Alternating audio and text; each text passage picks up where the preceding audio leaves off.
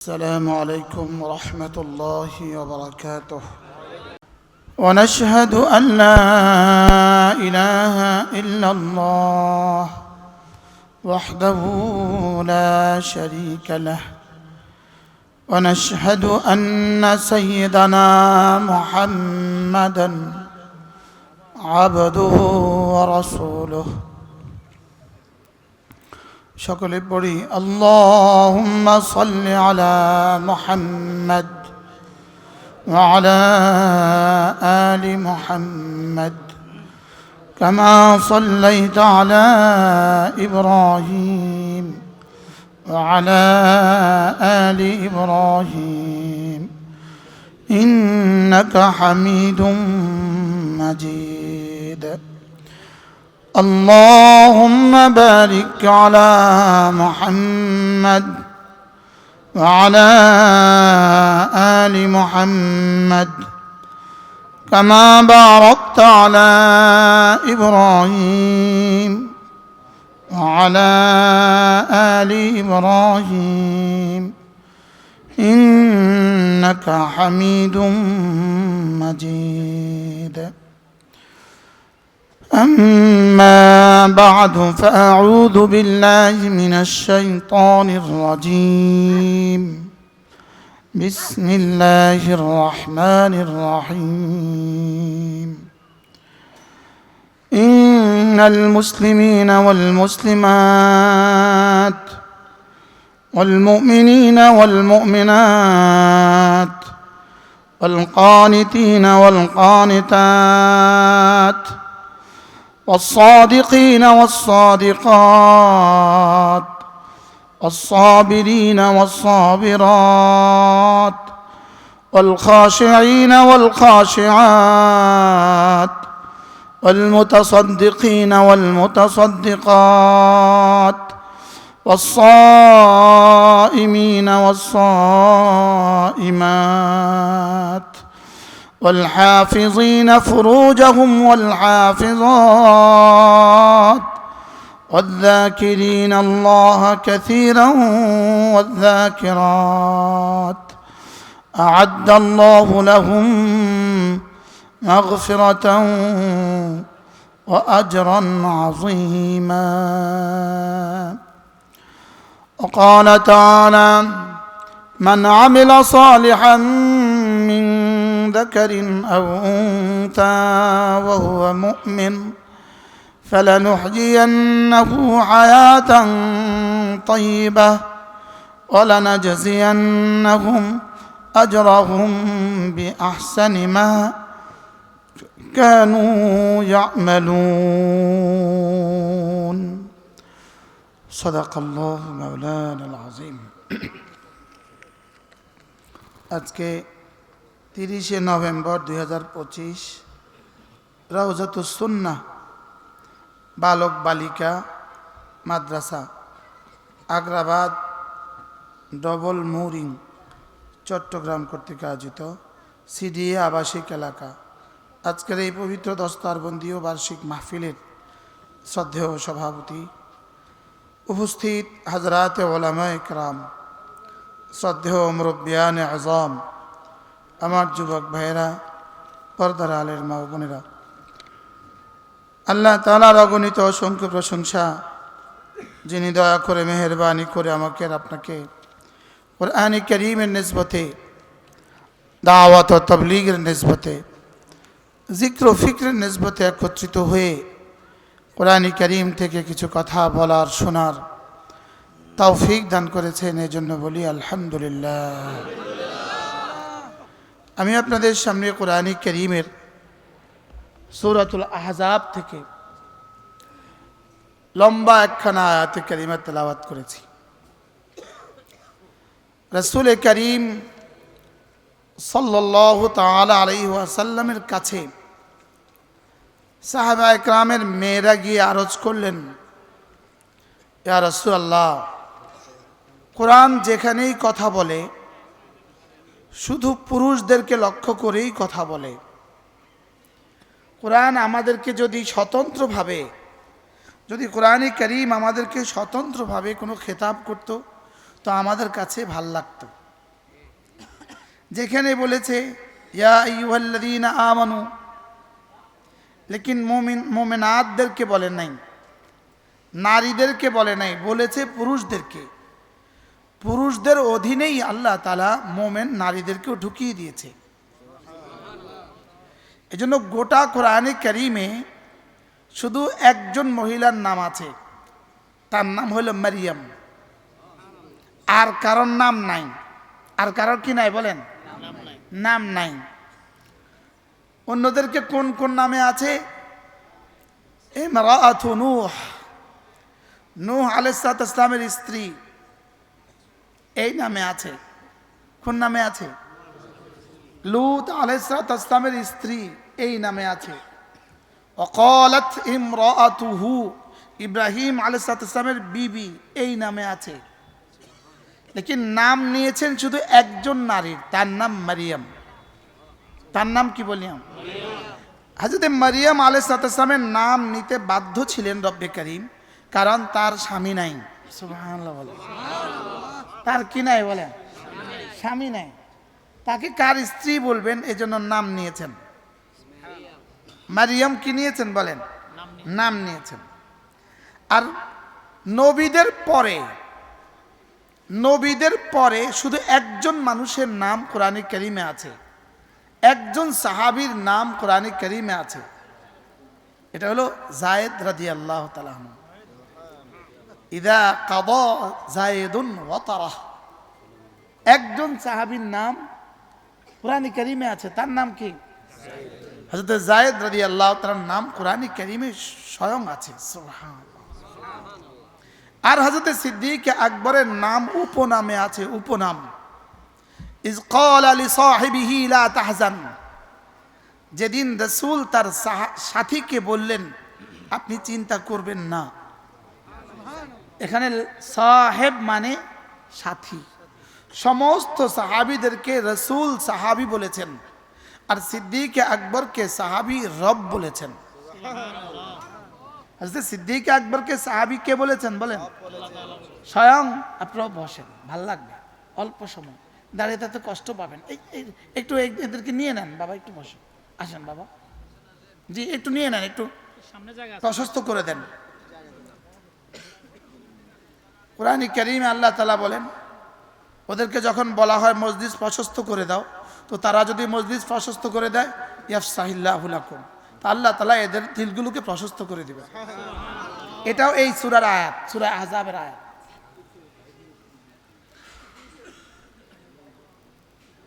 হযরত সিদ্দিক আকবর রাদিয়াল্লাহু তাআলা আনহুর নাম নেন নাই, লেকিন সাহেব বলেছেন। কি বলেছেন বলেন? হযরত সিদ্দিক আকবর রাদিয়াল্লাহু তাআলা আনহু,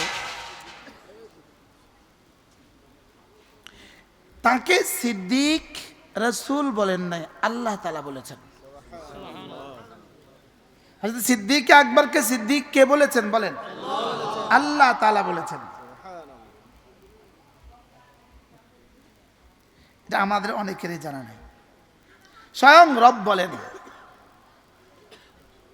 ওয়াসাদ্দাকা বিল হুসনা। সুবহানাল্লাহ। ওয়া আম্মা মান খাফ, ওয়া আম্মা মান বাখিলা, এর আগে 3 আয়াত, ওয়াসাদ্দাকা বিল হুসনা আগে 3 আয়াত, আগে 2 আয়াত।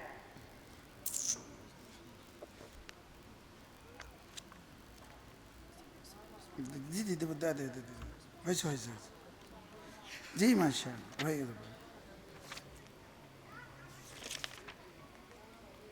দেখেন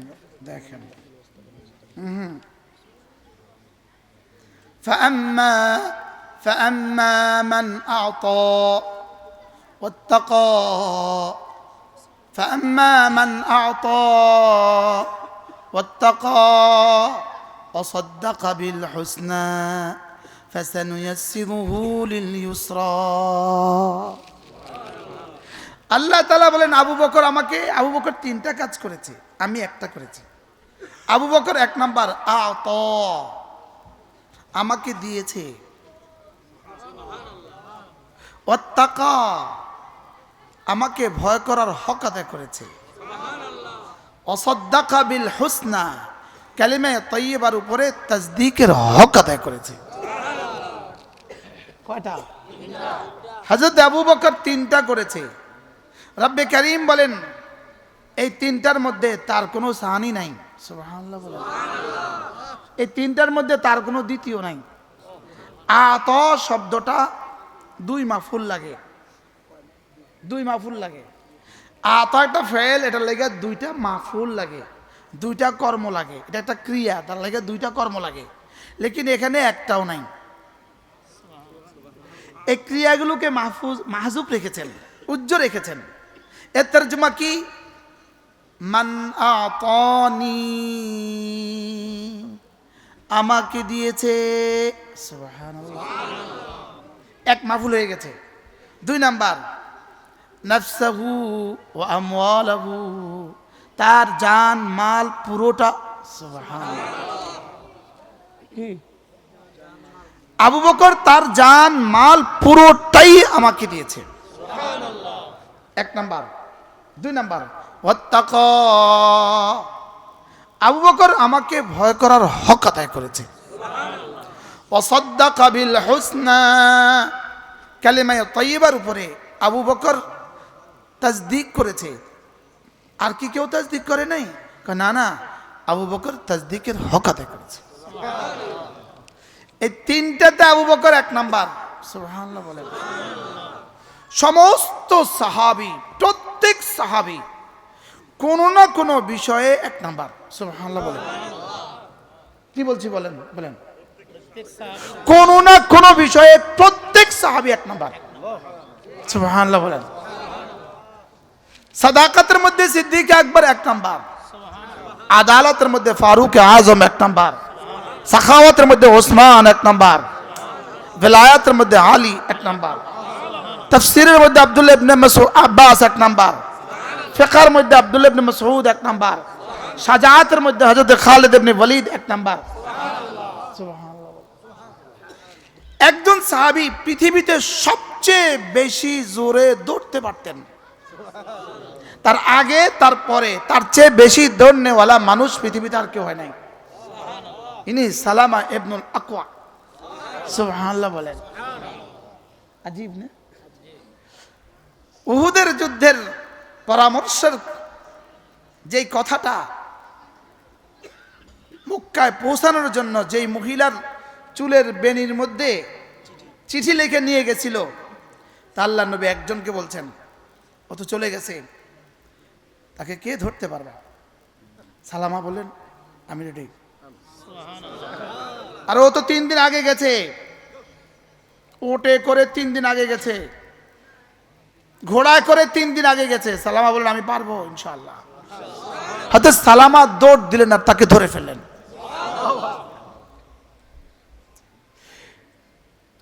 আল্লাহ তাআলা এক একজন সাহাবীর একটা একটা বিষয় দিয়ে কিয়ামত পর্যন্ত দ্বীনকে হেফাজত করলেন। সুবহানাল্লাহ। হযরত আবু যর গিফারি তাকওয়ার লাইনে 1 নাম্বার। সুবহানাল্লাহ। একজন এক একটা নাম্বারে 1 নাম্বার। শাজাআতের লাইনে খালিদ ইবনে ওয়ালিদ 1 নাম্বার। একজন মানুষ ছিলেন, জানেন সে কোন লাইনে 1 নাম্বার ছিল? ইনি ছিলেন, তার আওয়াজ ছিল সবচেয়ে বুলন্দ। সুবহানাল্লাহ বলেন। ইনার আওয়াজ খালি জবানে 5 মাইল দূরে চলে যেত। ইনি হযরত সালমান ফারসি। আওয়াজ দূরে চলে যেত, আওয়াজ। সুবহানাল্লাহ বলেন। আজীব না? বহরহাল আমার তো কথা দূর চলে গেছে না, কি করব? ইউআইয়িদু দীনাল্লাহি ফি কুল্লি দাওরাতিন আসাইবু তাতলু মিসলুহা আসাইবু। আল্লাহ তাআলা এভাবেই তার দ্বীনকে কিয়ামত পর্যন্ত হেফাজত করবেন। ইনাকে একটা দিয়ে দিয়েছেন, তো ইনাকে আরেকটা দিয়ে দিয়েছেন, তো ইনাকে আরেকটা দিয়ে দিয়েছেন, তো ইনাকে আরেকটা দিয়ে দিয়েছেন, ইনাকে আরেকটা দিয়ে দিয়েছেন। সুবহানাল্লাহ বলে।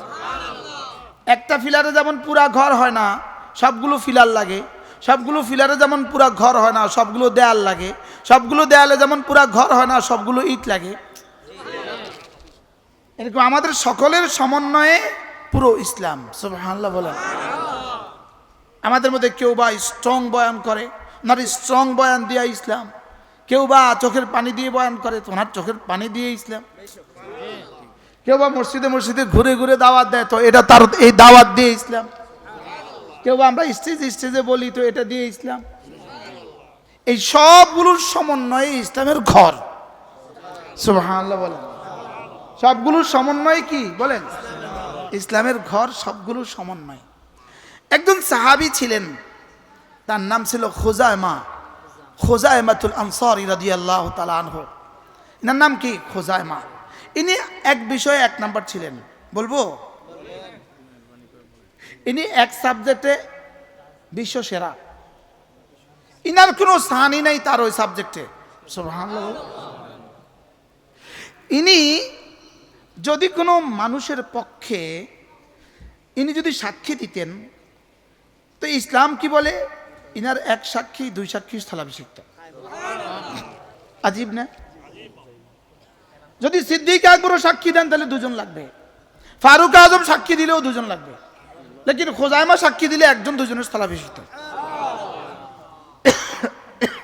কি ভাই, কি করব? কি সমস্যা? কি ভাই? একটা মহিলা স্টক করছে, নাম বলো। গেছে আল্লাহ আল্লাহ শিফায়ে কামিলা আজরা দায়মান আছে। এক বোন স্ট্রোক করছে, আল্লাহ তাআলা তাকে শিফায়ে কামিলা আজরা দায়মান আছে। হযরত খুজাইমাতুল আনসারী রাদিয়াল্লাহু তাআলা আনহু, আল্লাহর নবী একবার কোথাও যাচ্ছিলেন একা। পথিমধ্যে এক ইহুদি একটা ওট নিয়ে যাচ্ছিল। রাসূল বলেন, ইহুদি তোমার ওটটা বেচবা? তো ইহুদি বলে, হ্যাঁ বেচবো। ইহুদি রাসূলের কাছে ওটটা বিক্রি করে ফেললো। আল্লাহর নবী তাকে টাকা দিয়ে দিলেন। একটু পরে ইহুদি লাআনাহুল্লাহ, বলেন লাআনাহুল্লাহ, ইহুদি লাআনাহুমুল্লাহ, ইহুদি খাযালাহুমুল্লাহ, আমিন বলেন। ইহুদির উপর আল্লাহর লানত, বলেন ইহুদির উপর আল্লাহর কি? চুক্তি ভঙ্গ করা, এটা ইহুদিদের স্বভাব। চুক্তি ভঙ্গ করা এটা ইহুদিদের ফিতরত। চুক্তি ভঙ্গ করা ইহুদিদের কি? ফিতরত। ওই ইহুদি একটু পরে গিয়ে বলল, একটু ঘুরে এসে বলল, মুহাম্মদ তুমি তো আমাকে টাকা দাওনি। বিষয়টা কত জঘন্য! মুহাম্মদ তুমি তো আমাকে টাকা দাওনি। রাসূল বললেন, আমি তো তোমাকে টাকা দিয়েছি। সে বলল, না তুমি আমাকে টাকা দাও নাই। আচ্ছা এখন কি করবে? কি করার আছে? এবার ইহুদি বলল, আচ্ছা ঠিক আছে, তুমি যদি টাকা দিয়ে থাকো, হাতে বুরহানাক, সাক্ষী পেশ করো। তুমি বলো যে ইনি দেখছে, এমন একজন বলো। রাসূলের কাছে তো কেউ নাই, সাক্ষী তো নাই, কি করবে? এবার হঠাৎ দেখলেন দূর থেকে কে যেন ছুটে আসছে। এসেই রাসূলের কাছে থামলেন এক ঘোড়সাওয়ার। ওই ঘোড়া থেকে একজন নামলেন, তার নাম খুজাইমা। খুজাইমা বললেন, ইয়া রাসূলুল্লাহ কি হলো আপনার আর ওর মধ্যে কি হলো আগে বলেন। বললেন, শোনো আমি তার কাছ থেকে ওরটা কিনছি, তাকে আমি টাকাটা দিয়ে দিয়েছি, আর সে বলে এখন আমি তাকে টাকা দেই নাই, সে আমার কাছে এখন সাক্ষী চাচ্ছে। ইহুদি বলে, আমি সাক্ষী, রাসূল টাকা দিয়েছেন। ইহুদি তো খাযালাহুল্লাহ, তার তো একটা সাক্ষীর প্রয়োজন ছিল, সে সাক্ষী ভাইয়া ভাইগা গেছে গা। এবার রাসূল জিজ্ঞেস করলেন, আমি ওকে টাকা দিয়েছি, তুমি কি দেখেছো? হাল রাআইত, তুমি কি দেখেছো আমি ওকে টাকা দিয়েছি? এবার সাহাবী বললেন, ইয়া রাসূলুল্লাহ আপনার কথা না দেখে আল্লাহকে বিশ্বাস করেছি, আপনার কথা না দেখে ফেরেশতাদেরকে বিশ্বাস করেছি, আপনার কথা না দেখে আযাবে কবরের উপর ইয়াকিন বানিয়েছি, আপনার কথা না দেখে জাহান্নাম বিশ্বাস করেছি। আপনি এক ইহুদিকে টাকা দিবেন, এটা আমি বিশ্বাস করব না? এটা আমাকে দেখতে হবে। সুবহানাল্লাহ বলেন। আপনার কথা বাপ দাদা ধর্ম ছেড়ে দিয়েছি, আপনার কথায় সাত আসমানের মালিককে বিশ্বাস করেছি না দেখে, ফেরেশতাদেরকে বিশ্বাস করেছি না দেখে, জান্নাত জাহান্নাম বিশ্বাস করেছি না দেখে, আর আপনার কথা আপনি এক ইহুদিকে টাকা দিবেন, এটা আমি বিশ্বাস করব না? রাসূল সঙ্গে সঙ্গে বললেন, খুজাইমা যাও, আজকে থেকে একটা পুরস্কার, শাহাদাতুকা কা শাহাদাতাইন, তোমার একজনের সাক্ষী দুজনের সাক্ষীর স্থলাভিষিক্ত। ঘটনা অনেক দূর চলে গেল, শিক্ষা লেগে গেল খোজামার জন্য।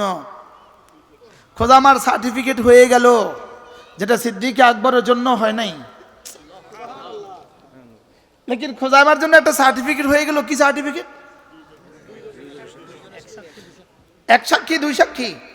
ঘটনা অনেক দূর চলে গেল। রাসূল করিম সাল্লাল্লাহু তাআলা ইসলামের জামানার শেষে হযরত সিদ্দিক আকবর আমিরুল মুমিনিন হলেন। ওদিকে শুহাদা কারীদের এক জামাত শহীদ হয়ে গেল ইয়ামামার যুদ্ধে। কারীদের এক বিশাল জামাত শহীদ হয়ে গেল। আমার সৌভাগ্য হয়েছে ওই সমস্ত কুররাদের শুহাদাদের জানা কবর জিয়ারতের সৌভাগ্য আমার হয়েছে। হযরতে আবু বকর সিদ্দিক রাদিয়াল্লাহু তাআলা আনহু পরামর্শ দিলেন, হযরতে ওমর সহ সকলেই পরামর্শ করলেন যে আমরা কোরআনে কারীমকে একত্রিতভাবে জমা করে ফেলব। এখন তো কোরআন জমাকৃত নাই, আছে আলাদা আলাদা। ইনার কাছে আছে 100 আয়াত, ইনার কাছে 10 আয়াত, ইনার কাছে 20 আয়াত, এভাবে পুরা কিতাব বিক্ষিপ্তভাবে আছে। কোরআন তো পুরা কিতাব একসাথে নাই। তো যদি এভাবে এক অংশের হাফেজ ইন্তেকাল হয়ে যায়, কারি ইন্তেকাল হয়ে যায়, তো এগুলো পাবে কোথায়? আমরা এগুলোকে এক জায়গায় কি করব? হয়তো ওমর প্রথম বুঝতে পারছিলেন না বিষয়টা, যে রাসূলের জামানা যেটা হয় নাই সেটা আমরা কিভাবে করব। হয়তো ওমর এটা বুঝতে পারছিলেন না, লেকিন সিদ্দিক আকবরের চাপে শেষ পর্যন্ত বুঝে ফেলছেন না দরকার। হযরতে সিদ্দিক আকবর রাদিয়াল্লাহু আনহু 3 জন সাহাবীকে জিম্মাদারি দিলেন, তোমরা 3 জন এর জিম্মাদার। আমির সাহেব হলো হযরতে যায়েদ আমির সাহেব। সুবহানাল্লাহ বলেন। যায়েদ কি? আমির সাহেব। তোমরা 3 জনে এটা জমা করবা, জমা করবা, জমা করবা, জমা করবা, জমা করবা। মদিনায় এলান লাগাও, যার কাছে কোরআনে কারীমের যেই কপিটা আছে, লিখিত কপি আছে, এটা পেশ করবা 3 জনের কমিটির কাছে।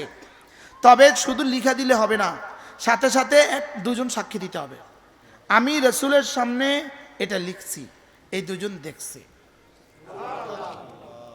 এই এলান হয়ে গেল। একজন আসছে, আমার কাছে 10 আয়াত, আমি চামড়ার মধ্যে লিখে রাখছি, এই 2 জন দেখছে। আমার কাছে 20 আয়াত, এই 2 জন দেখছে। এভাবে হইতে হইতে পুরা কোরআন জমা হয়ে গেল।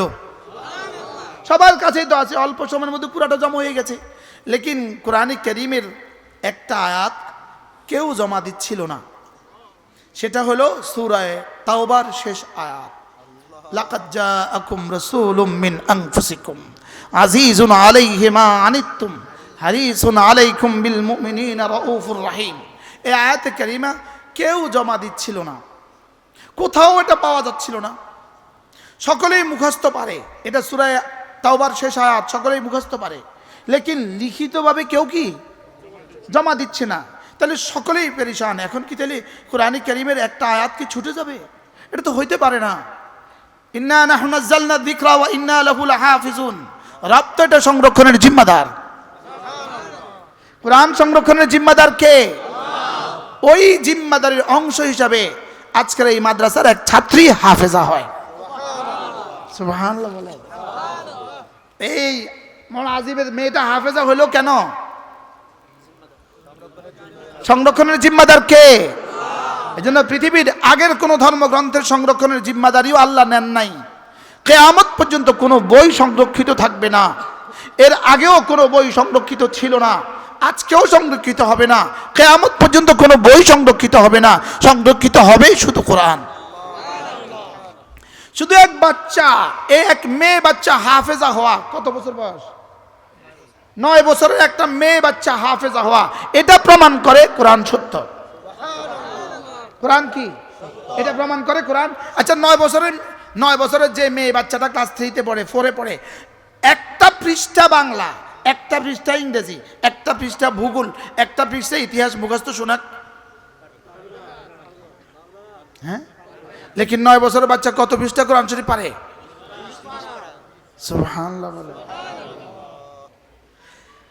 এখন কি তাহলে একটা আয়াত ছুটে যাবে? কোন আয়াত? পুরা মদিনায় এলান হলো, যার কাছে আছে দিয়ে যাও, যার কাছে আছে দিয়ে যাও, যার কাছে আছে দিয়ে যাও। কেউ আর দিচ্ছে না।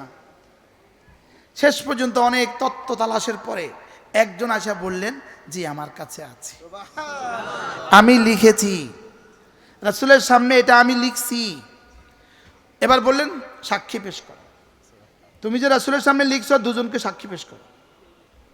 সাক্ষী তো আর কোথাও নাই, তাহলে সাক্ষী না হলে কি এটা গ্রহণযোগ্য হবে? তাহলে কোরআনের এক আয়াত কি ছুটে যাবে?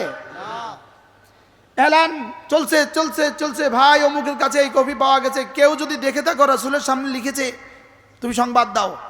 দিতে দিতে দিতে দিতে একজন এসে বললেন আমি দেখেছি। পুরা মদিনায় একজন দিয়ে হবে না, পুরা মদিনায় আরেকজন লাগবে, আরেকজন লাগবে। সাক্ষী আর আরেকজন খুঁজে পাওয়া গেল না, শেষ তক খুঁজে পাওয়া গেল না, আজ পর্যন্ত পাওয়া গেল না। হযরত সিদ্দিক আকবরের কাছে এই মুআমালা পেশ হলো, মুকদ্দমা পেশ করা হলো। মুকদ্দমা পেশ করা হলো কার কাছে? আমিরুল মুমিনিনের কাছে। আমিরুল মুমিনিনের কাছে আখেরি ফয়সালা হবে। হযরত এখন আমি কি করব? পুরা কোরআন তো জমা হয়ে গেছে, শুধু লাকাদ জাআকুম রাসূলুম মিন আনফুসিকুম আয়াত কোথাও খুঁজে পাওয়া যাচ্ছে না। এটা দুই কিরাআত আছে, আনফুসিকুম আনফাসিকুম, দুই কিরাআতের দুই তরজমা। এটা আরেকদিন শোনাবো ইনশাআল্লাহ। আমিন। এটা তো খুঁজে পাওয়া যাচ্ছিল না, একজনের কাছে পাওয়া গেছে, লেকিন সাক্ষী কোথাও দুজন পাওয়া যাচ্ছে না, সাক্ষী একজন পাওয়া গেছে, শুধু একজন সাক্ষী আছে। হযরত সিদ্দিক আকবর বললেন যাও আর কি করবা, ওই সাক্ষীটাকে আমার কাছে নিয়ে আসো। সাক্ষীটাকে আনছে, সাক্ষী দাঁড়াইছে সাক্ষী দেওয়ার জন্য। তোমার নাম? আমার নাম খোজাইমা। তুমি? সুবহানাল্লাহ। এটার নাম কি? এটা কোন সার্টিফিকেট পাইছে?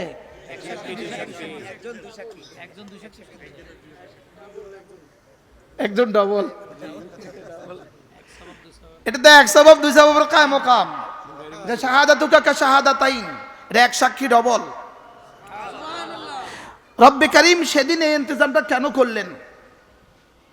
ওই কোন কোন ইন্তজাম? ইহুদির ওটের ওয়াজ মনে আছে মাশাআল্লাহ। সেদিন ইহুদির উটের এই ইন্তজাম কেন করলেন? শুধু এই দিন এই সাক্ষীর ইন্তজামের প্রয়োজনে। সুবহানাল্লাহ বলেন। এটাই হলো ইসলাম।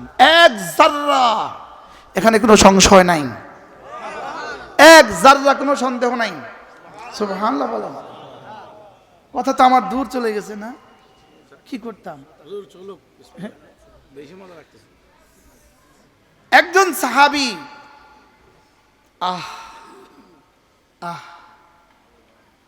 ইনার নাম আবু তুফাইল দাউসী রাদিয়াল্লাহু তাআলা আনহু, কবিলায় দৌস থেকে আসছেন।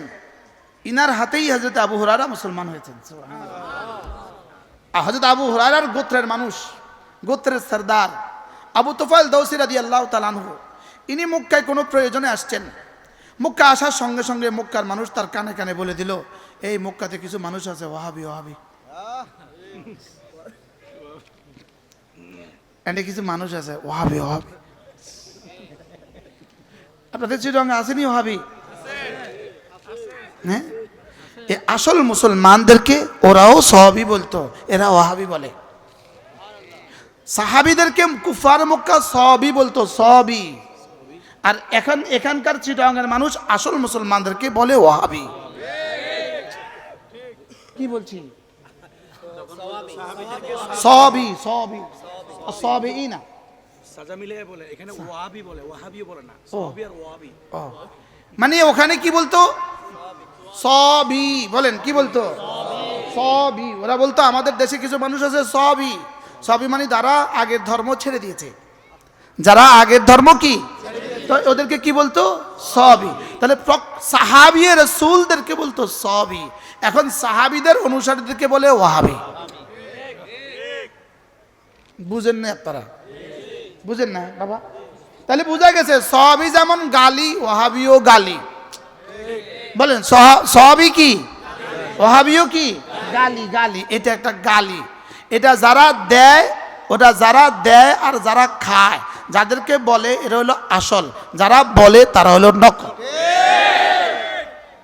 মনে হয় বুঝেন না? বুঝে গেছে তো, মাশাআল্লাহ। কি বুঝলেন বলেন? হ্যাঁ, তো বললো কি, এ আবু তুফাইল শোনো, এখানে একজন মানুষ আছে, সবই হয়ে গেছে। কে সে? কে? ওই যে দেখো দাঁড়িয়ে আছে ওখানে। আল্লাহ রাসূল তখন মুলতাজিমের সামনে নামাজে দাঁড়িয়েছিলেন। বললেন, খবরদার তুমি ওই লোকটার কাছেও যাবা না। কিন্তু মানুষ আন্নাসু হারিসুম বিমা মুনিআ, মানুষকে যেটা নিষেধ করে সেটা বেশি ভালো লাগে। বাস্তব না বাস্তব? বলে এইদিকে ঢুকবা না, কইলেই ঢুক দৌড় দিব। বাস্তব না বাস্তব? যেমন ধরেন যদি ইসলাম বলতো মাথার টুপি দেওয়া হারাম, মাথার টুপি দেওয়া হারাম, আর আজকে যদি ট্রাম্পে টুপি দিত, আপনি বলেন তো পৃথিবীর মানুষ কি পরিমাণ টুপি দিত? বুঝেন নাই কথা? যেমন ইসলাম বলেছে দাড়ি রাখো, ট্রাম্পে রাখে না, তো পৃথিবীর কি পরিমাণ মানুষ দাড়ি রাখে না? আচ্ছা, যদি ইসলাম বলতো দাড়ি কাটতে আর ট্রাম্পে যদি রাখতো, তো কি অবস্থা হইতো বলেন তো? এক্সকিউজ মি, আমি আপনাকে বলি নাই, এক্সকিউজ মি, আফওয়ান, কথার কথা বলছি। অর্থাৎ ইসলাম যেটা সুন্দর বলে, এটা বিজাতি অসুন্দর বলে, আর বিজাতি যেটা অসুন্দর বলে, আজকের মানুষ সেটাকে সুন্দর বলে। যেমন একটা উদাহরণ শুনুন, একটা উদাহরণ। যেমন এখানে আছে চুল, এটার ব্যাপারে ইসলামের কিছু নীতিমালা আছে। এখানে আছে দাড়ি, এটার ব্যাপারে ইসলামের কিছু নীতিমালা আছে। এটার ব্যাপারে ইসলামের কিছু নীতিমালা আছে, আছে না নাই? কিন্তু এইটার মধ্যেই একটা অঙ্গ আছে যেটার মধ্যে ইসলামের কোনো নীতিমালা নাই। ইসলাম এখানে চুপ, এটা ইসলাম এখানে কি? খামোশ, নীরব।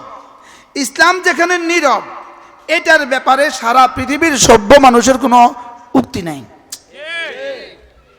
মনে হয় বুঝেন না? কি বুঝছেন?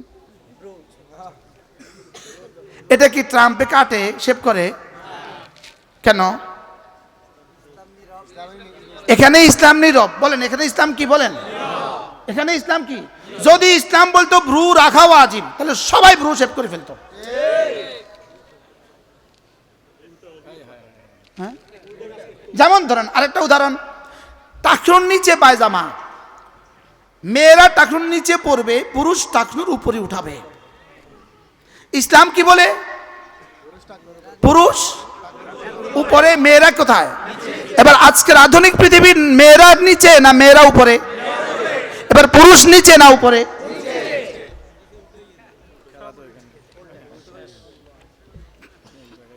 কি বুঝলেন বলেন? হ্যাঁ, অর্থাৎ ইসলাম যেটা বলেছে তার বিপরীতটা করাই যেন আজকের পৃথিবীর সভ্যতা। বাস্তব না বাস্তব? অর্থাৎ অথচ ইসলামের বিপরীত যা যা সিদ্ধান্ত আছে, সমস্ত সিদ্ধান্ত মানব রচিত, আর ইসলামের যা যা সিদ্ধান্ত আছে সব আর শাহজিম থেকে আসা। ইসলামের যা যা আছে সব আলিমুল গায়বি ওয়াশ শাহাদা, যিনি আমার জন্ম থেকে মৃত্যু জানতেন, জানেন, তার ফয়সালা। সুবহানাল্লাহ বলে। তাহলে তিনি জানবেন দাড়ি রাখা ভালো না না রাখা ভালো। মনে হয় বুঝেন নাই বাবা? তিনি বলবেন দাড়ি রাখা ভালো না না রাখা ভালো। তিনি বলবেন চুলের কাটিং কেমন হবে। তিনি বলবেন পুরুষের জামা কোথায় নামবে কোথায় উঠবে। তিনি বলবেন নারীর জামা কোথায়, পায়জামা কোথায় নামবে কোথায় উঠবে। তিনি বলবেন পুরুষ কোন পোশাক পরবে, তিনি বলবেন নারী কোন পোশাক পরবে। তিনি বলবেন পুরুষ কোথায় থাকবে, নারী কোথায় থাকবে। বানানেওয়ালা বলেন, বানানেওয়ালা ফর্মুলা দেন। এটা ক্যাটালগ কে দেয়? ক্যাটালগ কে দেয়? বানানেওয়ালা দেয় না অন্য কেউ দেয়? না, বুঝি কোন? এইটার যেই কোম্পানি বানাইছে ওই কোম্পানি ক্যাটালগ দেয় না আরেক কোম্পানি ক্যাটালগ দেয়? তাহলে আমাকে বানাইছে কোন কোম্পানি? তাহলে আমার ক্যাটালগ দিবে কে?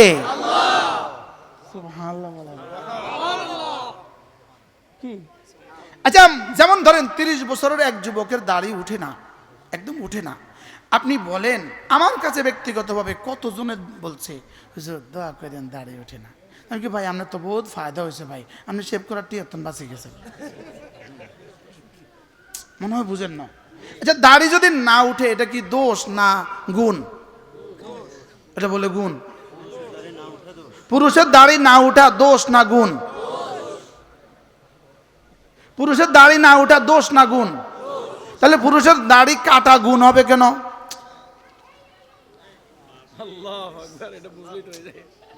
বুঝাতে পারলাম না মনে হয়। পুরুষের দাড়ি উঠা দোষ না গুণ? এটা পুরুষের পূর্ণতা না অপূর্ণতা? পুরুষের পূর্ণতা না অপূর্ণতা? পুরুষের দাড়ি না উঠা যদি অপূর্ণতা হয় তাহলে শেভ করা পূর্ণতা হবে কেন?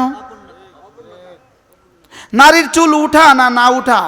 নারীর চুল বড় হওয়া পূর্ণতা না ছোট হওয়া পূর্ণতা? নারীর চুল বড় হওয়া পূর্ণতা না না হওয়া পূর্ণতা? বড় হওয়া কি? এবার ইসলাম কি বলে নারী চুল বড় করবে? ইসলাম কি বলে নারী চুল বড় করবে? এবার আধুনিক বিশ্ব কি বলে নারী চুল ছোট করবে। বলে কি বলে না বলেন? হ্যাঁ, তাহলে বোঝা গেছে নারীর পূর্ণতা চুল বড়, পুরুষের চুল পূর্ণতা দাড়ি বড়। সুবহানাল্লাহ বলেন। বলেন যেটাই ইসলাম সেটাই বিজ্ঞান। বলেন আবার বলেন, বুঝে বলেন। যেটাই ইসলাম সেটাই বিজ্ঞান। বলেন বলেন ইসলাম যা যা বলেছে, বলেন সারা দুনিয়ার সমস্ত বিজ্ঞান তা তা সমর্থন করেছে। সুবহানাল্লাহ বলেন। আচ্ছা, করোনা টেস্ট কি দিয়ে হইতো? করোনা টেস্ট করছে মানুষের কি দিয়া? কি দিয়া? নাকের শ্লেষ্মা, গলার কি লালা? বুঝেন না? শ্লেষ্মা আর কি লালা। এবার বলুন তো গোসলের ফরজ কয়টা? কি কি?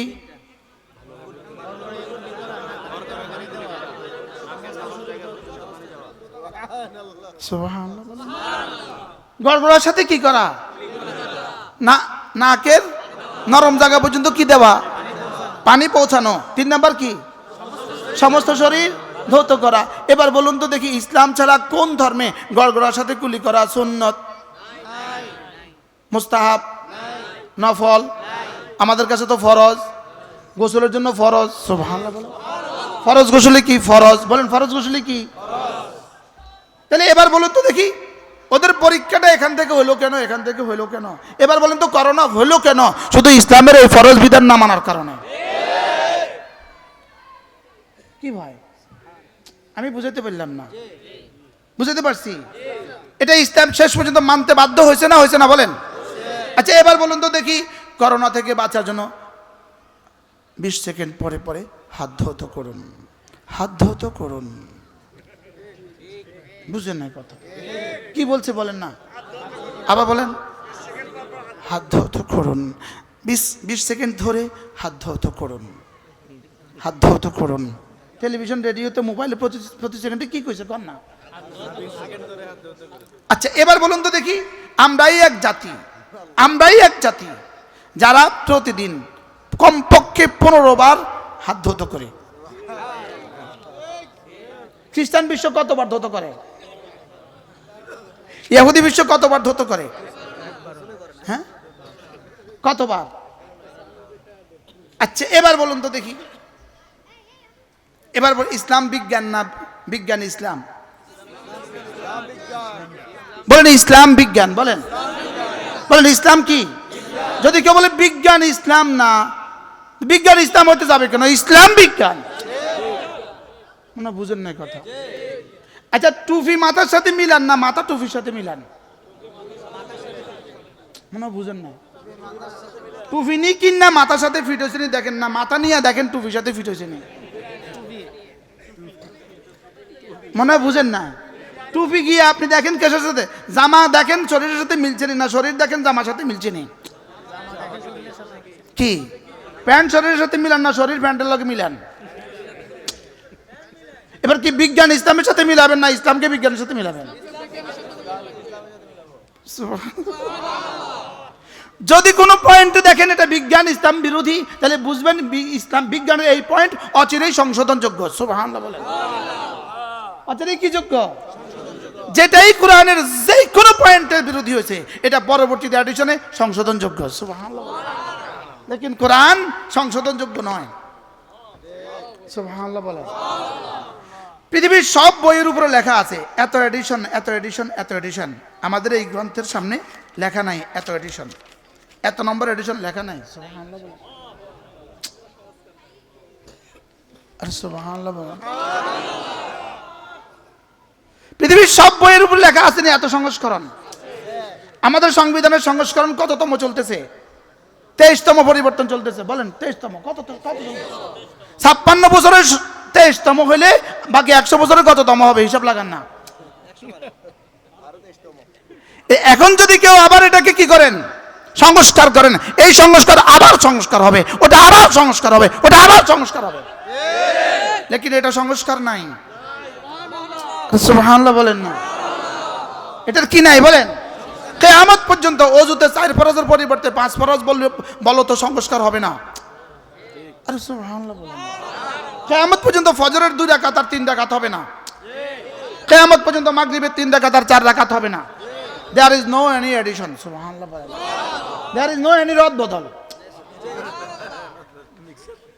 এখানে কোনো রদ বদল হবে না, এখানে কোনো কি হবে না বলেন। এই জন্য এখন যারা সংস্কার করে চিৎকার করছে, আমি বলি যদি আপনাদের সংস্কারকে টিকসই করতে হয়, কোরআনের আলোকে সংস্কার করো, কিয়ামত পর্যন্ত টিকসই। কি হয় কি বলছি বুঝে এখন? যদি এটার আলোকে সংস্কারটা করে দিতে পারো, কিয়ামত পর্যন্ত সংস্কার। ওই জন্য যারা ভেগে গেছে লাগজন কেউ জানে না। 5 আগস্টে যারা কি ভেগে গেছে, তারা একটা বুদ্ধি কইরা ঢাকা এয়ারপোর্টের নাম শাহজালাল এয়ারপোর্ট রেখে গেছে। কত বড় বুদ্ধিটা করলো! যদি বাপের নাম লিখতো তো পরের দিন সংস্কার, পরের দিন জয় বাংলা। কত বড় বুদ্ধিটা করে কি রেখে গেছে নাম কন তো। এই বুদ্ধিটা কেমনে করলো এরা জানে। যদি ওই বাপের নাম দেই কয়দিন পরে জয় বাংলা, কয়দিন পরে সংস্কার। এই জন্য আমরা এখন টেকসই সংস্কার চাই, ইসলাম দিয়ে সংস্কার চাই। আমরা কি সংস্কার চাই বলেন? আমরা ইসলাম দিয়ে সংস্কার চাই। আমরা এখন একটাই সংস্কার চাই, ইসলাম দিয়ে সংস্কার চাই। এই ছাড়া যত সংস্কার আমরা দেখেছি টেকসই হয় নাই, সামনেও টেকসই হবে না। কেন? রব বলেন, আল্লাহ তাআলা নিজেই বলেন সূরা ফাতির। আমি হাফেজ না, হাফেজ খুরশিদ হাফেজ, আমি কিন্তু হাফেজ না। এই মুফতি সাহেব আপনি হাফেজ? আপনি হাফেজ? হ্যাঁ। সূরা ফাতির কত পারা? হ্যাঁ, সূরা ইয়াসিনের আগে। দেখেন সূরা ফাতিরের মধ্যে রব্বে কারীম এক জায়গায় বলেন ইন্নাল্লাযীনা ইয়ামকুরুনা। কি হয়েছে? চশমা ছাড়া তো কিছুই দেখি না। আপনি চশমাটা দেন না। হ্যাঁ,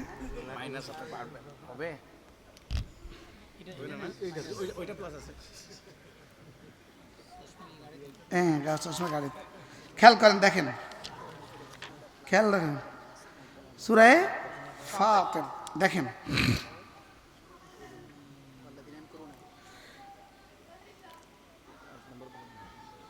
والذين يمكرون السيئات لهم عذاب شديد ومكر أولئك هو يبور। والذين يمكرون السيئات لهم দেখেন والذين يمكرون السيئات لهم عذاب شديد ومكر أولئك هو يبور। রব্বুল আলামিন বলেন কোরআন ছাড়া পৃথিবীতে যত কিছু আছে, কোন ইসলাম ছাড়া পৃথিবীতে যত কিছু আছে,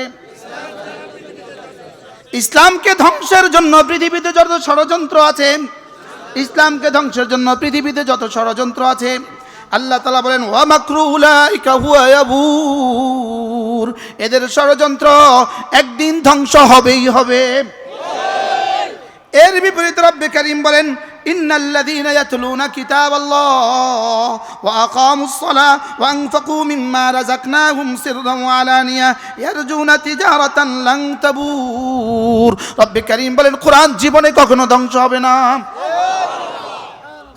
কি শুনলেন?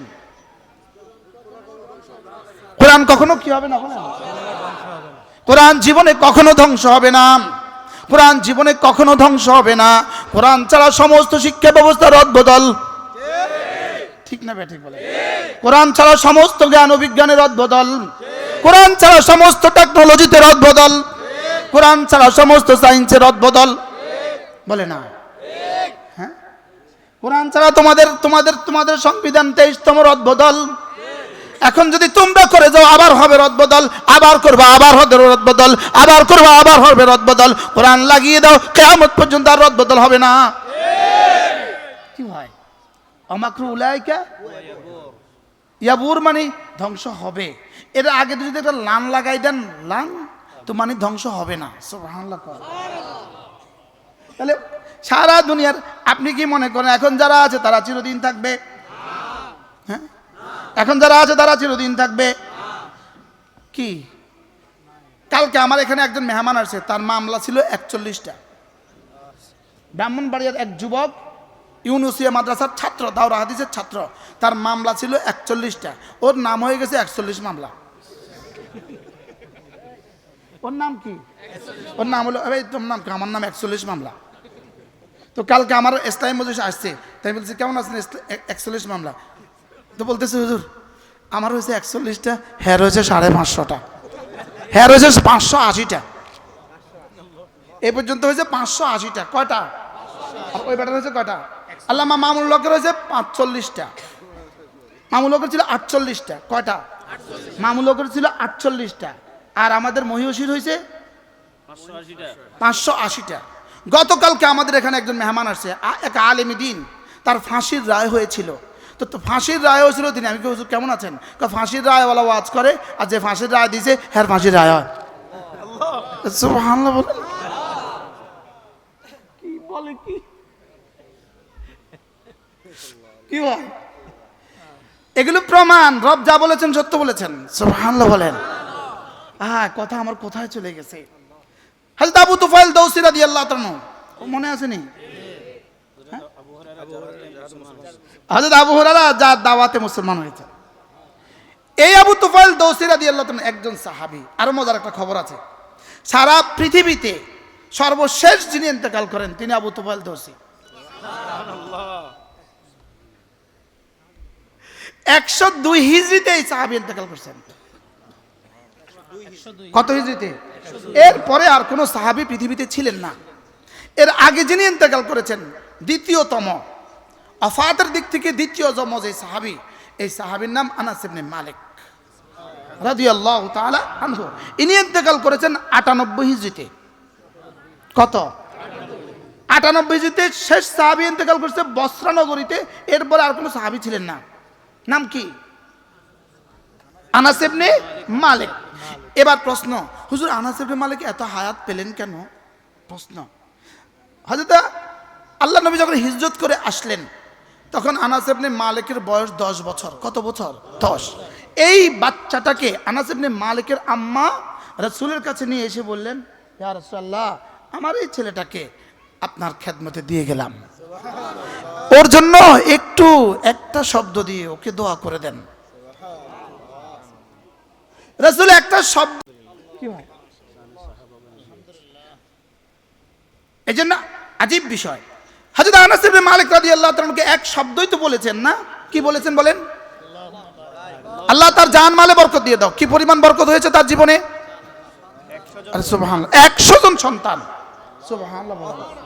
বয়স কত? সর্বশেষ যদি দুনিয়া মৌতের ফয়সালা না হইতো, হযরত আনাস এখনো থাকতো। রাসূলের দোয়া, এক শব্দ। ওই রাসূলের দ্বীনের দাম কত? সুবহানাল্লাহ বলেন। জি, একটা প্রশ্ন, হুজুর রাসূলের কথার দাম বেশি না রাসূলের শরীরের দাম বেশি? প্রশ্ন। শরীর আরবি হলো জাত, কথা উর্দু হলো বাত। রাসূলের জাতের দাম বেশি না বাতের দাম বেশি? প্রশ্ন। রাসূলের শরীর মুবারকের দাম বেশি না কথার দাম বেশি? উত্তর, রাসূলের কথার দাম বেশি। সুবহানাল্লাহ বলেন। সুবহানাল্লাহ বলবেন না? কি বুঝছেন বলেন? মুখ নিঃসৃত কারণ রাসূলের মুখনিসৃত প্রত্যেকটা কথা শরীয়ত। সুবহানাল্লাহ বলেন। রাসূলের মুখনিসৃত প্রত্যেকটা কথা কি বলেন? শরীয়ত। আজকের বেদাতীদের সম্পর্ক শুধুই রাসূলের শরীরকে নিয়ে, আর উম্মতে মুসলিমা কোরআন, ইসলাম, ঈমান, শরীয়ত, তরিকত, হাকিকত, মারিফত সব হলো রাসূলের কথা। সুবহানাল্লাহ বলেন না? কি বুঝলেন মাওলানা বলেন তো একটু কষ্ট করি। বেদাতীদের সম্পর্ক শরীরের সাথে, শরীরে না জন্মগ্রহণ করছে, বুঝেন না? তাহলে মিলাদের সম্পর্ক কিসের সাথে? শরীরের সাথে। বুঝেন না বাবা? রাসূলের শরীর কি করেছে বলেন? বুঝে নাই? মিলাদ কি কি কি কি? রাসূলের জন্ম। কিসের জন্ম? শরীর মুবারকের জন্ম। বলেন রাসূলের শরীর মুবারকের জন্ম। বলেন এবার ওয়াফাত, শরীর মুবারকের ওয়াফাত। বুঝেন না বাবা? জন্ম কিসের? শরীরের।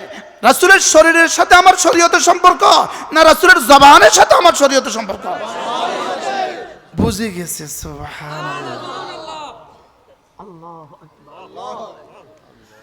তাহলে আল্লাহ নবীর এক শব্দ যদি এত দামি হয়, রাসূলের 23 বছরের নবুয়তের প্রতিটা শব্দের দাম কত? সুবহানাল্লাহ। যেমন ধরেন আরেকটা শব্দ আপনাকে বলি, হযরত আনাস ইবনে মালিক রাদিয়াল্লাহু তাআলা কে তাবুকের যুদ্ধ হয়েছিল। তাবুকের ওখানে একটা কুয়া ছিল। কুয়া কত কি ছিল? সাহাবা একরাম ওই কুয়ার আশেপাশে গিয়ে কি করছেন? তাবু ফেলছেন। ওই কুয়াকে ঘিরে তাবু ফেলছিলেন, লেকিন কুয়ার পানি নিচে নেমে গিয়েছে, নিচে নেমে গিয়েছে। ওই কুয়ার পানি ছাড়া আর কোনো ব্যবস্থা ছিল না। এতগুলো মানুষ ওযু করবে কি দিয়ে? পানি পান করবে কোত্থেকে? আল্লাহ নবীর কাছে এসে বললেন, ইয়া রাসূলুল্লাহ, কুয়ার পানি তো নিচে, উঠে তো পারছি না। রাসূল বলেন, একটু কষ্ট করে একটু কোথাও থেকে একটু ওযুর পানি সংগ্রহ করো। রাসূল ওই পানি থেকে কুলি করলেন, কুলি করে কুয়োতে ফেলে দিলেন। কুয়োর পানি উপচে পড়লো। সুবহানাল্লাহ বলেন। আমার সৌভাগ্য হয়েছে, ওই কুয়ো দেখার সৌভাগ্য আমার হয়েছে। এই কুয়ার পাশে তেলায়ে তাবুক, এই কুয়ার পাশে যে দেয়াল আছে, দেয়াল, ওই দেয়ালে একটা হাদিস লেখা আছে। হযরত আনাস ইবনে মালিক থেকে রওয়ায়াত। হযরত আনাস ইবনে মালিককে আল্লাহ রাসূল বললেন, আনাস, তার জন্য তো আগে একবার কি দোয়া করছিলেন? আল্লাহুম্মা বারিক লি ফি আমওয়ালি ওয়া আওলাদি। আনাস শোনো, তুমি যদি বেঁচে থাকো, লা রাআইতা তাবুকা জানানা, তুমি তাবুককে দেখবা বাগানে বাগানে ভরা। সুবহানাল্লাহ বলেন। আজকের সৌদি আরবে, গোটা আরব বিশ্বে তাবুক সবচেয়ে বেশি সবুজ বাগান। তাবুকের আনার পৃথিবী বিখ্যাত, তাবুকের আঙ্গুর পৃথিবী বিখ্যাত। তাবুকের একটা আঙ্গুরের বাগানে আমার 3 বার বয়ানের সৌভাগ্য হয়েছে। 6 কিলোমিটার লম্বা। ভিতরে হলো বড় বড় ট্রাক চলার রাস্তা, একটু চতুর্পাশে হলো আঙ্গুর, মধ্যখানে চতুর্পাশে 3, মধ্যখানে হলো আঙ্গুর, 3 জায়তুন আঙ্গুর, এই 3 ফলের বাগান। সৌভাগ্যবশত ওটার মুদির বাংলাদেশি, আর ওটার সমস্ত কর্মচারী বাংলাদেশি। এই জন্য ওই বাগানে আমার 3 বার বয়ান করার সৌভাগ্য হয়েছে। এবার বলুন তো দেখি, তাবুক আজকে এত সবুজ শ্যামল কেন? কুলি এবং একটা বক্তব্যটা কি?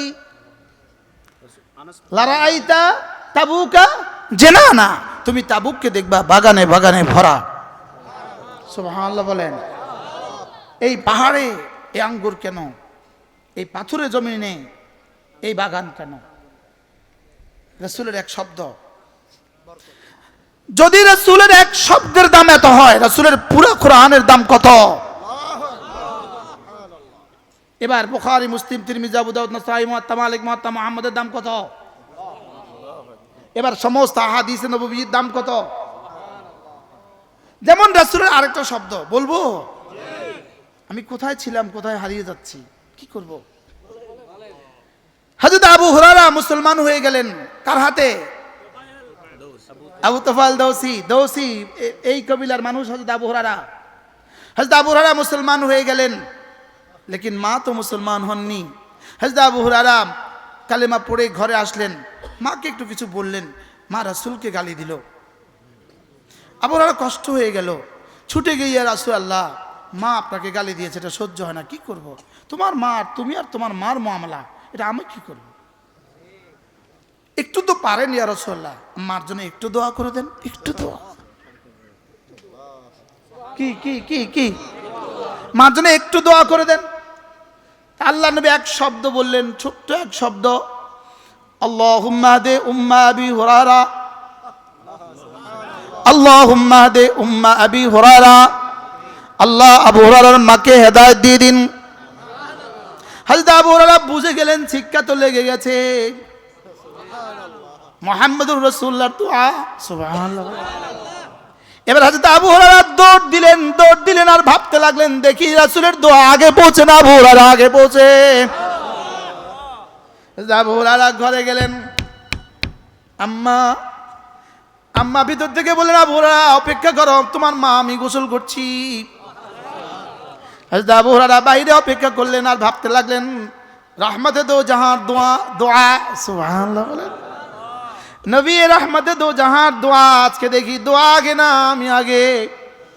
এবার মা দরজা খুলতে খুলতে বলে উঠলেন, আবু হুরায়রা, আশহাদু আল্লা ইলাহা ইল্লাল্লাহ ওয়া আশহাদু আন্না মুহাম্মাদান আবদুহু ওয়া রাসূলুহু। আবু হুরায়রা বুঝে গেলেন আমি আসার আগে আগে দোয়া পৌঁছে গেছে। এবার বলুন তো রাসূলের একটা একটা কাউলের দাম কত? বুঝাতে পারছি? কার কথা চলতেছে? আবু তুফাইল দৌসি। কার কথা? হযরত আবু তুফাইল দৌসিকে মক্কার কাফেররা কি বলল? ওই মানুষটা কি যে কয় তার কাছে যেও না, তার কথা শুনবে না। যেমন আমরা আসার আগে, স্টেজে আসার আগে অনেক মানুষ অনেকে বলে ওহাবি যাইস না, অথচ আমি কিন্তু অরিজিনাল সুন্নি, আমি অরিজিনাল সুন্নি, অরিজিনাল, একদম অরিজিনাল খাঁটি সুন্নি। আলহামদুলিল্লাহ বলেন, আমি কি বলেন, আমরা খাঁটি সুন্নি, খাঁটি খাঁটি খাঁটি 100% খাঁটি। আলহামদুলিল্লাহ বলেন। তাহলে এটা বুঝাইতে হইব, এটা একটু পরে বুঝাই। হযরত আবু হুরায়রা আবু তুফাইল দৌসিকে কি বললেন? তার কাছে যেও না, এটা কি? এটা সাহাবী, এটার কথা শুনবা না। আন্নাসু হারিসুম বিমা মুনিআ, যাকে যেটা নিষেধ করে এটা কি? এটা বেশি করে। এটা কি করে? এটা বেশি করে। হযরত আবু তুফাইল দৌসি বললেন, ঠিক আছে চলো, তার কথা শুনবো না। তিনি এভাবে তুলা নিলেন, তুলা নিয়ে কানের ভিতরে ঢুকায় দিলেন, দুই কানের মধ্যে তুলা ঠেসে দিলেন। তুলা আরবি কতন, কুতনুম তুলা, এখান থেকে ইংরেজি কটন, ইংরেজি আরবিত্তন আনছে। বহুত শব্দ, হাজারো শব্দ ইংরেজি আরবিত্তন হাওলাত লইছে। কি বলছি বলেন? আরবিত্তন কি লইছে? হাওলাত লইছে, হাজার হাজার শব্দ। বলবো আর বলবো থাক, বলবো আর কোন লাইনে কথা কইবেন আমরা। হযরত আবু তুফাইল দৌসি তুলা ঢুকায়া দিলেন, তুলা ঢুকায়া মাতাফের দিকে ধীরে ধীরে এগুচ্ছেন। আর মাতাফের সামনে দাঁড়িয়ে আছে সাইয়্যিদুল আম্বিয়া ওয়াল মুরসালিন। যদি মাতাফ হয় বাইতুল্লাহর সামনে হয়, মুলতাজিমের সামনে হয়, মাকাম ইব্রাহিম হয়, আর মুহাম্মদুর রাসূলুল্লাহ জैसी শখসিয়ত কি নামাজ হয়, তো নামাজটা কেমন?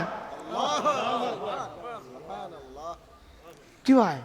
হযরত আবু তুফাইল দেখলেন একটা মানুষ দাঁড়িয়ে আছে, তার চেয়ে সুন্দর দাঁড়ানো জীবনে কখনো দেখি নাই।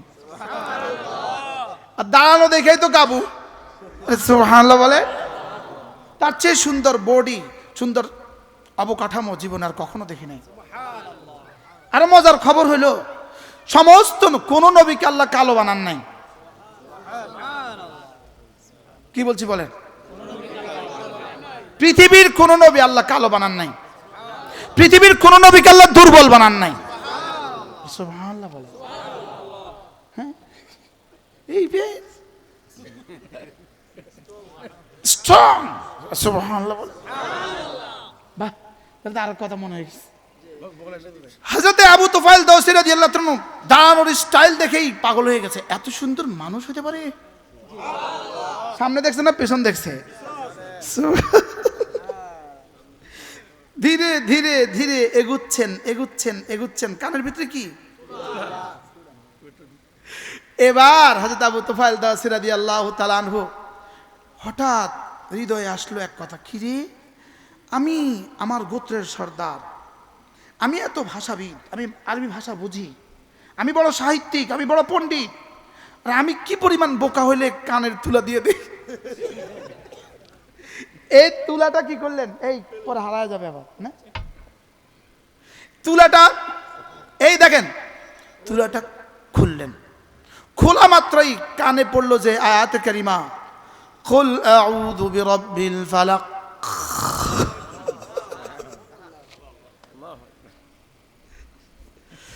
মিন শাররি মা খালাক। বাহ, তুফাইল তো ঘুরে, এত সুন্দর জীবনে আর কখনো শুনি নাই, জীবনে তার কখনো শুনি নাই। আবু তুফাইল দাওসী রাদিয়াল্লাহু তাআলা আনহু অপেক্ষা করলেন, দেখি এরপরে কি করে। এরপরে রুকুতে গেলেন, বিস্ময়, এত সুন্দর রুকু।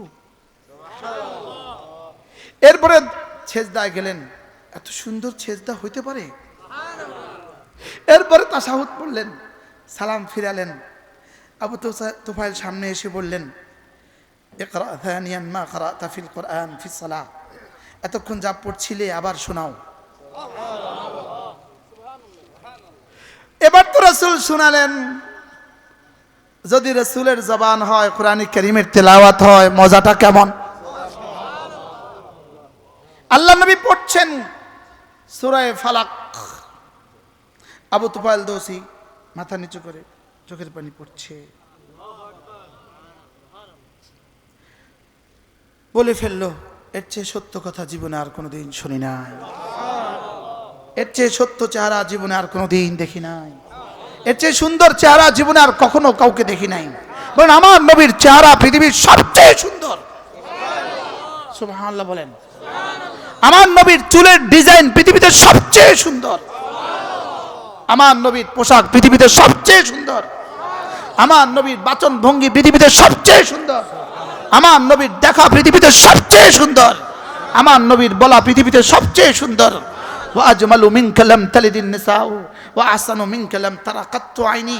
হাসান ইবনে সাবিত রাদিয়াল্লাহু তাআলা কি বললেন, আরবের মরুদুলাল মুহাম্মদ, তোমার চেয়ে সুন্দর কাউকে পৃথিবীতে আমার দু চোখ কাউকে দেখেনি।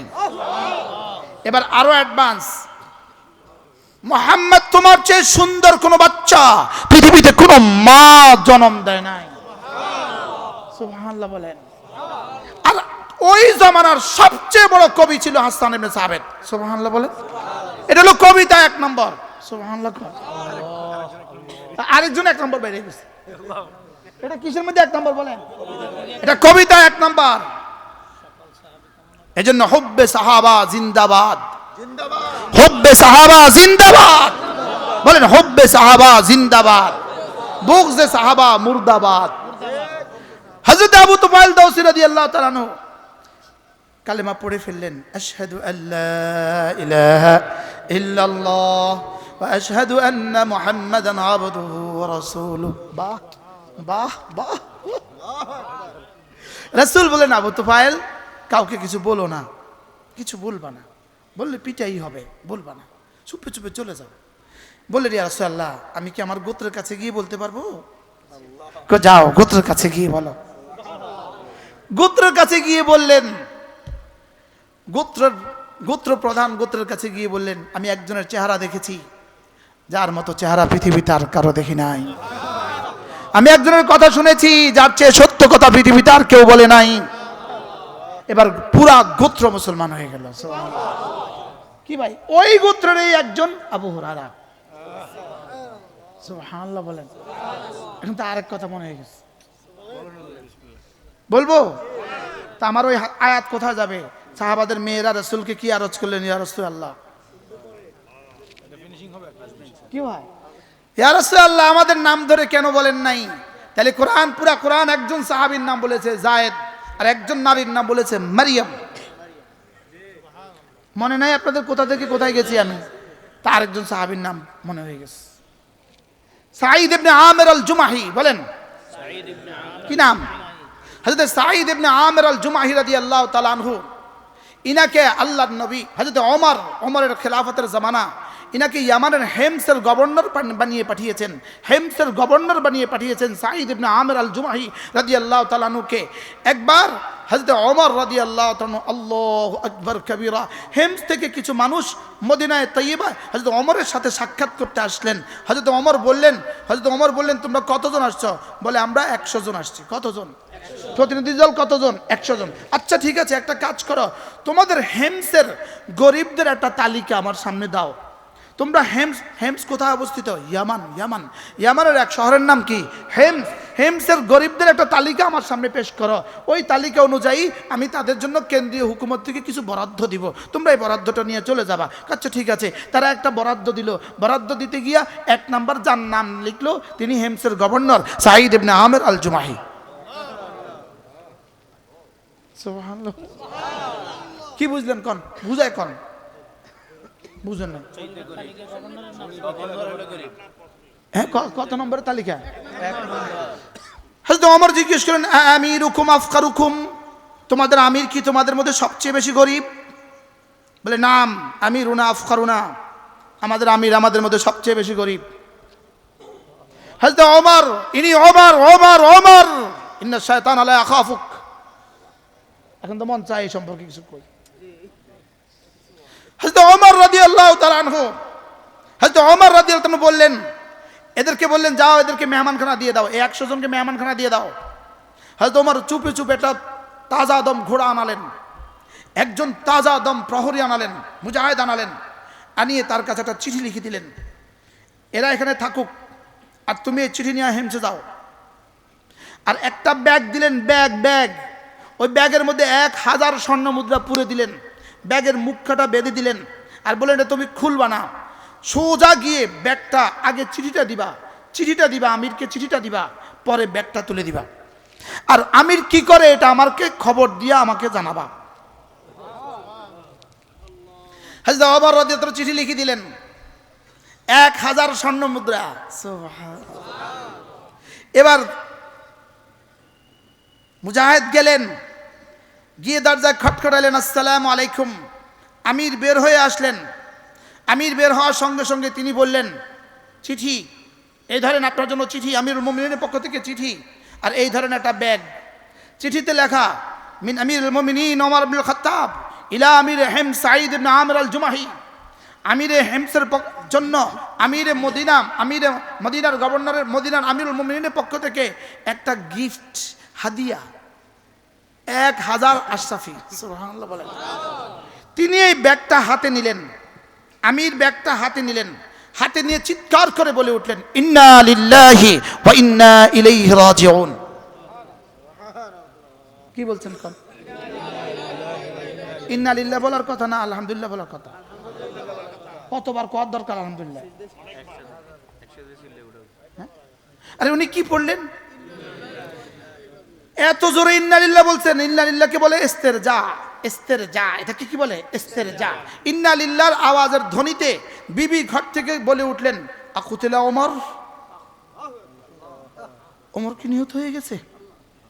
তিনি বললেন, বালিল আমরু আযমু মিন যালিক, ব্যাপারটা এর চেয়ে কঠিন।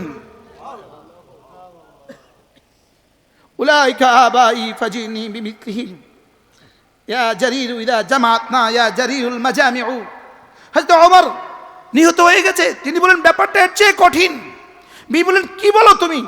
হযরত ওমরের শাহাদাতের চেয়ে কঠিন কোন বিষয় পৃথিবীতে হইতে পারে? আকুতিলাল মুসলিমুনা ফি আইয়ি মারিকা, কোন যুদ্ধে কি সমস্ত মুসলমান শাহাদাত বরণ করেছে? ব্যাপারটা এর চেয়ে কঠিন। আর কি শুনতেছেন বলেন? ব্যাপারটা এর চেয়ে কঠিন। হযরত ওমর রাদিয়াল্লাহু তাআলার সঙ্গে বিবি বললেন, শোনো, আমাকে বলো কি হয়েছে বলো। বললেন, শোনো, উদখিলাত আলাইয়া দুনিয়া লিহালাকি আখিরাতি, আমার আখিরাতকে বরবাদ করার জন্য আমার কাছে দুনিয়া ঢুকে গেছে। আমার আখিরাত ধ্বংসের জন্য আমার কাছে দুনিয়া ঢুকছে।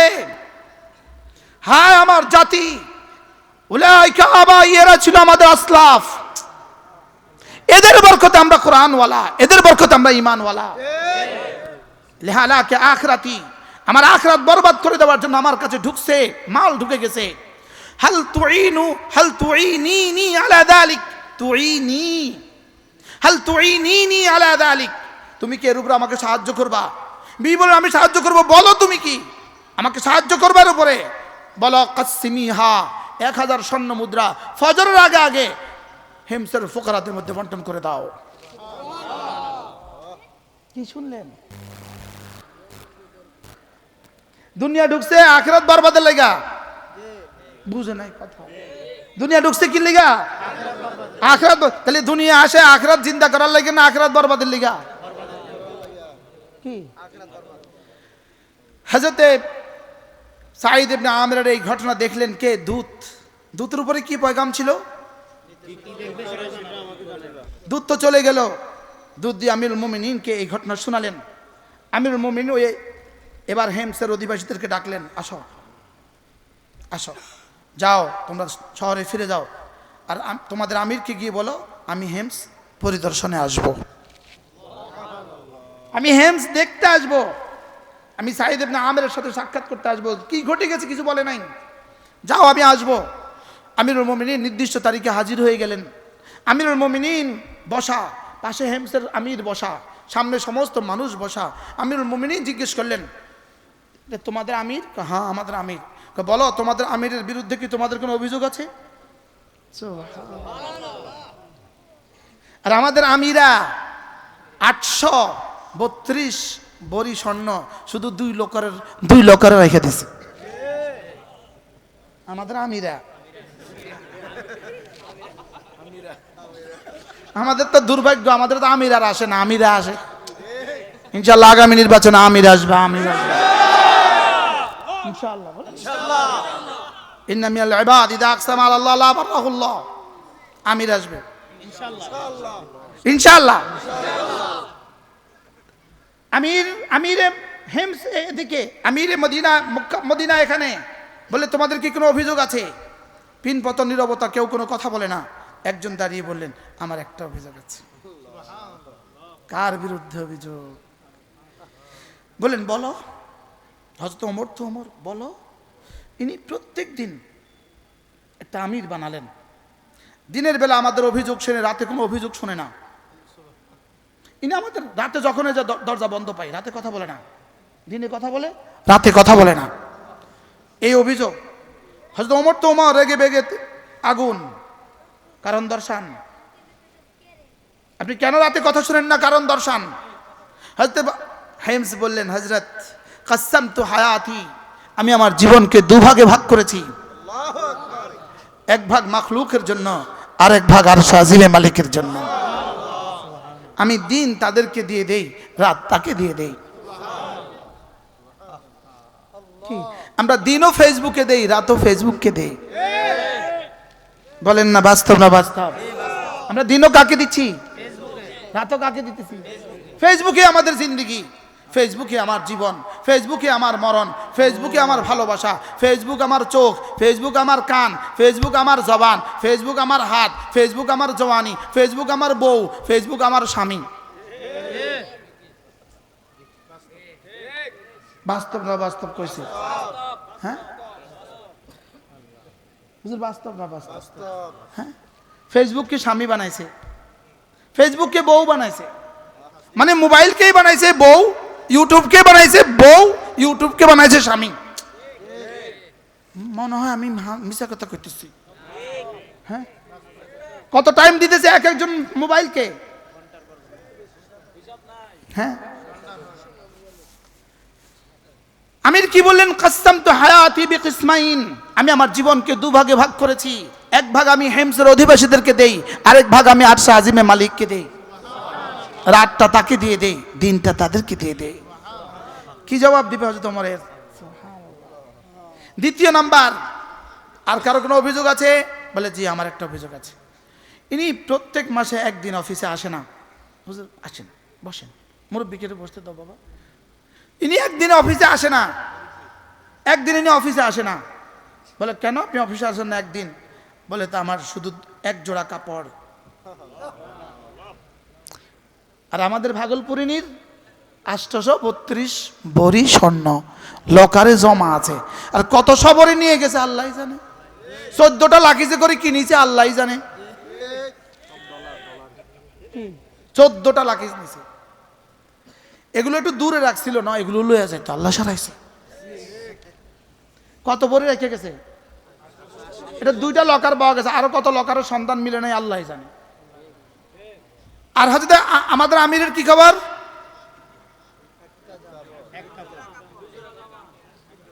ইনি মনে জানেন না। এক জোড়া, নিচে একটা চাদর, উপরে একটা চাদর। যেহেতু আমার এক জোড়া কাপড়, এজন্য মাসে একদিন ওই 2টা কাপড় ধুয়ে দেই, ওই দিন আর আসতে পারি না। কি ছিল আমাদের আমিররা কি ছিলেন? সুবহানাল্লাহ। হ্যাঁ, এই ছিল ইসলাম। ওই ইসলামের অধিবাসীরাই আজকে নারীর ছবি ছাড়া তার নির্বাচন আর ভাল লাগে না। ঠিক না করলেও ঠিক, আমরা যে ঠিক কম নাই, না করলেও ঠিক। নারীর ছবি ছাড়া তার আর নির্বাচন ভাল লাগে না। এটা তো ওই কোনাতে একটা পোস্টার আছে কিনা, কোনাতে একটা নারীর ছবি আছে কিনা দেখো। মনে বুঝাইতে পারলাম না। হ্যাঁ, এই ওয়াজও এখন আশ্চর্য লাগে আপনাদের কাছে। এই ওয়াজও এখন আশ্চর্য লাগে। কি আশ্চর্য হুজুর, কিটা কয় এটা? নারীর ছবি পোস্টারে উঠবে কেন? কি নারীর ছবির নিচে আপনার, নারীর পায়ের নিচে আপনার মাথা থাকবে কেন? কি বুঝেন না কথা? কিছু বুঝেন না বাবা, কিছু বুঝছেননি। কোন ইসলাম, কোন মুসলমান এরা? এটা কোন ইসলামের অনুসারীরা? কোন ধর্মের অনুসারী এরা? এটা কোন ধর্মের অনুসারী? এটা কোন ধর্ম? কোন ধর্ম এদের পূর্বপুরুষদের ধর্ম ছিল? বুঝাইতে পারতেছি না তো মনে হয়। কোন ধর্মে এদের পূর্বপুরুষদের ধর্ম ছিল? যে ধর্ম নারীর পায়ের নিচে, নারীর পায়ের নিচে পুরুষের শান্তি লিখিত আছে। বুঝাইতে পারতেছি না। পাচ্ছেন? মুরব্বীকে পাচ্ছেন কি? আল্লাহ আমাদেরকে এই জাতিকে কিয়াদাতুন নিসা আর সিয়াদাতুন নিসা থেকে এই জাতিকে হেফাজত করেন। এই অভিশাপ থেকে, নারী নেতৃত্বের অভিশাপ থেকে জাতিকে আল্লাহ বাঁচান। বলেন নারী নেতৃত্ব অভিশাপ। বলেন নারী নেতৃত্ব কি? অভিশাপ। কেন এবারও আমেরিকাতে, কেন এবারও আমেরিকাতে যারা হুকুমতে ছিল তাদেরই পক্ষ থেকে একজন মহিলা, তাদেরই ভাইস প্রেসিডেন্ট কামালা, কেন এবার হতেও হয়নি? ওরা বুঝে নারী কখনো আমেরিকার প্রেসিডেন্ট হওয়ার যোগ্যতাই রাখে না। আমরা বুঝলাম না 18 কোটি মানুষের নারী কখনো প্রধানমন্ত্রী হওয়ার যোগ্যতা রাখে না। না, এরপরেও কলিজা দাগ দিতে পারি নাই, এরপরেও কলিজা দাগ দিতে পারি নাই। দুর্ভাগ্য আমাদের, দুর্ভাগ্য আমাদের। যদি এবার আমরা আমাদের ভাগ্য বদলাবার চেষ্টা না করি, আর কিসমতে কি আছে জানা নাই। রব্বে করিম আমাদেরকে বুঝ দান করেন। এরপরেও যে মৌলবীয় নারীবাদীদের সাথে যায়, এদের হাসা কি হবে আল্লাহ ছাড়া কেউ জানে না। জানি, এই জন্য আমাকে আবার জিজ্ঞেস করা হবে। আমি জানি, এই জন্য আমাকে জিজ্ঞেস করা হবে। আমি জানি, হয়তো ভাই আমার পরে ফোন আসবে। কি বলছো? ইমান বাঁচায়। কি বলছি বলেন? আবার বলেন, কেন আমেরিকাতে কামালা এবার প্রেসিডেন্ট হলো না? ওরা জানে নারী দুর্বল, এত বড় রাষ্ট্র সামলাইতে পারবে না। বাস্তব না বাস্তব বলেন? ওরা এটা জানে, ওরা আমেরিকানরা এটা জানে, এত বড় এটা সামলাতে পারবে না। কেন শেষ তক নিউ ইয়র্কের এক অভিবাসী মুসলিমকে তারা ভোট দিয়ে দিল? তারা বুঝতে পারছে মুসলিমকে দিয়ে দেখি একবার। সুবহানাল্লাহ বলেন। কি বুঝলেন? কি শুনলেন? ওরা যদি ওদের ভাগ্য বদলাবার জন্য এক মুসলিমকে চয়েস করতে পারে, আমরাও কেন ইসলামী দলগুলোকে চয়েস করতে পারবো না?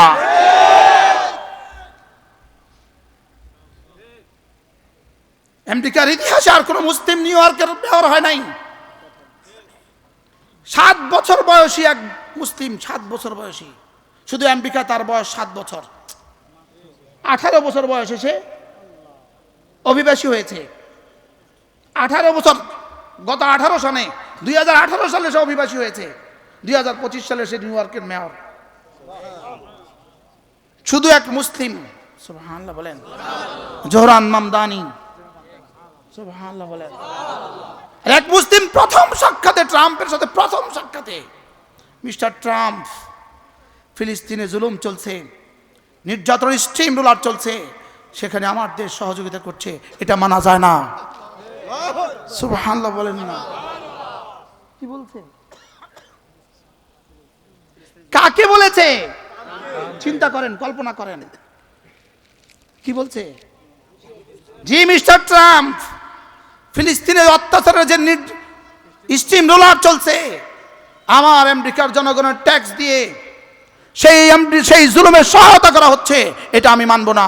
আগামী নির্বাচনে আপনারা ইসলামকে পছন্দ করেন, ইনশাআল্লাহ ইনশাআল্লাহ ইনশাআল্লাহ এদেশের রাস্তা সিমেন্টের পরিবর্তে বালু হবে না। যদি ইসলামকে পছন্দ করেন, ইনশাআল্লাহ এদেশের বিল্ডিং গুলো, এদেশের সরকারি ভবনগুলো রডের পরিবর্তে বাঁশ দিবে না। ইনশাআল্লাহ যদি আপনারা ইসলামকে পছন্দ করেন, আগামী নির্বাচনের পরে ইসলামকে পছন্দ করেন, এদেশের টাকা আর বিদেশে যাবে না। এদেশের এমপিদের বাড়ি ঘর আর বিদেশে হবে না, হবে না। ইসলামকে পছন্দ করেই দেখেন একবার, বলেন ইসলাম আমার, বলেন ইসলাম ছিল, ইসলাম আছে, ইসলাম থাকবে। কথা দূর চলে গেছে না? কি ভাই, কি ছিলাম আমরা, কি জাতি ছিলাম, কি হয়ে গেলাম? আমরা কোন জাতি ছিলাম? বলেন আমরা কোন জাতি ছিলাম? কুনতুম খায়রা উম্মাহ, তোমরা কোন জাতি? খায়রা উম্মাহ, কায়নাতের শ্রেষ্ঠ জাতি, তোমরা শ্রেষ্ঠ। তোমাদের শ্রেষ্ঠতে জিবরিল ঈর্ষা করে, তোমাদের শ্রেষ্ঠতে জিবরিল ঈর্ষা করবে, জিবরিল ঈর্ষা করে তোমাদের শ্রেষ্ঠত্বে, সুবহানাল্লাহ বলেন। সমস্ত নবীরা তোমাদের শ্রেষ্ঠত্বে ঈর্ষা করে, তোমরা শ্রেষ্ঠ জাতি। হায় আমার শ্রেষ্ঠ জাতি, হায় আমার শ্রেষ্ঠ জাতি। চান্দার ধান্দা ছাড়া তোমাদের জীবনে আর কিছু নাই। বাস্তব না বাস্তব? এটা ছিল আমাদের জীবন, এটা ছিল আমাদের করণীয়। আল্লাহ আল্লাহ আমাদের ভাগ্যকে বদলিয়ে দেন। এই জন্য আমি আপনাদের সামনে তেলাওয়াত করেছি 10টা সিফাত। ইন্নাল মুসলিমিনা ওয়াল মুসলিমাত ওয়াল মুমিনিনা ওয়াল মুমিনাত ওয়াল কানিতিনা ওয়াল কানিতাত ওয়াস সাদিকিনা ওয়াস সাদিকাত ওয়াস সাবিরিনা ওয়াস সাবিরাত ওয়াল খাশিঈনা ওয়াল খাশিআত। রব্বুল আলামিন বলেন, মুসলমান নর নারী, সুবহানাল্লাহ, মুসলমান নারী পুরুষ, মোমেন নারী পুরুষ, লম্বা লম্বা নামাজ পড়নে वाला নারী পুরুষ, খাস ওয়াল কানিতিনা ওয়াল কানাতাত এর তাফসীর, লম্বা লম্বা নামাজ পড়নে वाला নারী পুরুষ। সুবহানাল্লাহ বলে কয় দল হয়ে গেল? মুসলমান নারী পুরুষ, মোমেন নারী পুরুষ, লম্বা লম্বা নামাজ পড়নে वाला নারী পুরুষ, ওয়াস সাদিকিনা ওয়াস সাদিকাত, সত্যবাদী নারী পুরুষ।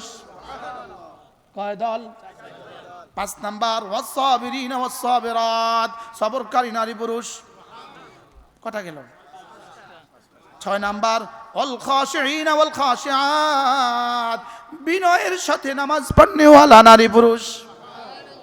এরপরে ওয়াল মুতাসাদ্দিকিনা ওয়াল মুতাসাদ্দিকাত, সাদাকা করনে वाला নারী পুরুষ।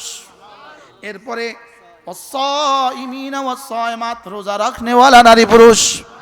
এরপরে ওয়াল হাফিজিনা ফুরুজাহুম ওয়াল হাফিজাত, লজ্জাস্থানকে হেফাজত করনে वाला নারী পুরুষ। এবার ওয়াযাকিরিন আল্লাহ কাসীরাম ওয়াযাকিরাত, বেশি করে জিকির করনে वाला নারী পুরুষ। এবার বলেন তো দেখি, এই 10 গুণে গুণী যদি এই দেশের মানুষগুলো হয়ে যায়, দেশটা কেমন হবে? বলেন 10 গুণে গুণী যারা। এবার রব্বুল আলামিন বলেন, এই 10 গুণে গুণে যদি তুমি হয়ে যাও, আ'আদাল্লাহু লাহুম মাগফিরাতান, আমি তাদের জন্যই মাগফিরাত রেডি করে রেখে দিয়েছি, ওয়া আজরান আযীমা, এবং তাদের জন্য আমি মহা পুরস্কার রেখে দিয়েছি। তাহলে কি বোঝা গেল? 10 গুণে গুণী যারা আজর আযীম পাবে তারা, মাগফিরাত পাবে তারা 10 গুণে গুণী যারা। তাহলে এই 10 গুণে যদি গুণী আমি হয়ে যাই, এই 10 গুণে গুণে যদি আমার স্ত্রী হয়ে যায়, আমার ছেলে হয়ে যায়, আমার মেয়ে হয়ে যায়, এই 10 গুণে গুণে যদি এদেশে সব ডিসিরা হয়ে যায়, এই 10 গুণে গুণে যদি এদেশে সব ওসিরা হয়ে যায়, এই 10 গুণে গুণে যদি এদেশে সব এসপিরা হয়ে যায়, সুবহানাল্লাহ কোন, এই 10 গুণে গুণে যদি এদেশের সমস্ত পুলিশ প্রশাসন হয়ে যায়, এই 10 গুণে গুণে যদি এদেশের সমস্ত আর্মি প্রশাসন হয়ে যায়, আর্মি যদি সুইপার থেকে মেজর জেনারেল পর্যন্ত যদি সব এই 10 গুণে গুণী হয়, সুবহানাল্লাহ বলেন। এবার এই দেশের মেম্বার থেকে প্রধানমন্ত্রী পর্যন্ত যদি এই 10 গুণে গুণী হয়, এবার বলুন তো দেখি এই 10 গুণে গুণী হয়ে মদিনা তো এবার কেমন হয়েছিল? সুবহানাল্লাহ কয় গুণে গুণী? এখন প্রশ্ন, এই 10 গুণে গুণী বানায় কোন জায়গায়? এই 10 গুণে গুণী বানায় মাদ্রাসায়। সুবহানাল্লাহ কোথায় বানায়? এবার ছেলেকে বানায় না মেয়েকে বানায় না দোনো দলকে বানায়? তাহলে দোনো দল বানানো লাগবে কি না? কি কি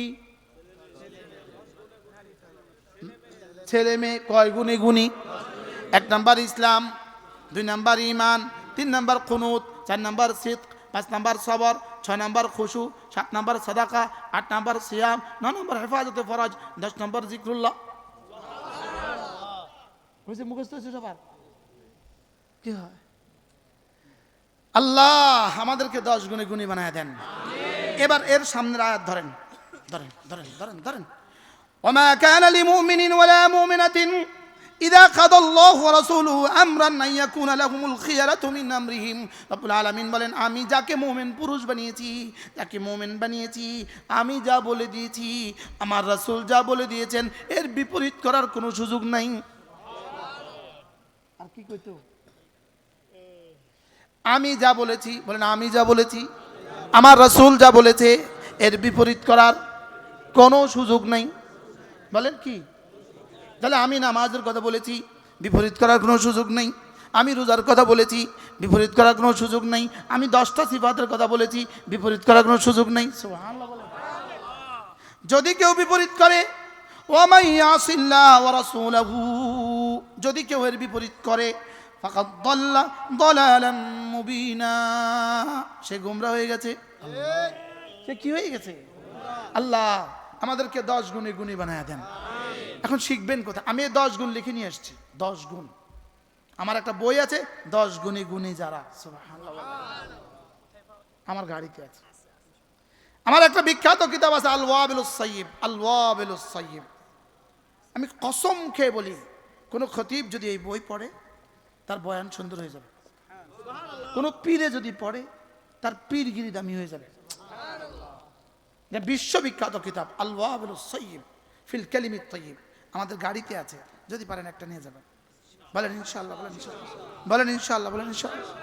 ছেলেকে মেয়েকে মাদ্রাসা পড়াবেন, দিন শিখাবেন, বলেন ইনশাআল্লাহ, বলেন। ছেলে মেয়েকে দিন শিখাবো, বলেন ইনশাআল্লাহ।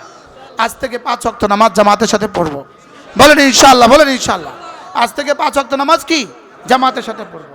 আল্লাহ তাআলা আমাদের সকলকে তৌফিক দান করেন। ছোট্ট একটা বালিকা মাদ্রাসা এত সুন্দর আয়োজন করেছে, আল্লাহ তাদেরকে উত্তম বিনিময় দান করেন। আল্লাহ আপনাদের সবাইকে কবুল করেন। আল্লাহ আমাদের সকলকে দিন নসিব করেন। 10 গুণী গুণী বানায় দেন। যদি এই 10 গুণ, একটা গুণ যদি একদিনে আলোচনা করতে পারতাম, যে এক গুণ 6 ঘন্টা, এভাবে যদি 10 গুণ 10 দিন আলোচনা করতে পারতাম, কিছুটা হলেও হয়তোবা আমি বুঝতাম। প্রত্যেক ইংরেজি মাসের শেষ শনিবারে আমাদের কুমিল্লার মাদ্রাসা ইসলামিয়া দারুল উলুম সুদন্নপুর জিকিরের মজলিস হয়। প্রত্যেক ইংরেজি মাসের ঘর সাজাবো.com, ঘর সাজানোর সবকিছু এক ক্লিকে।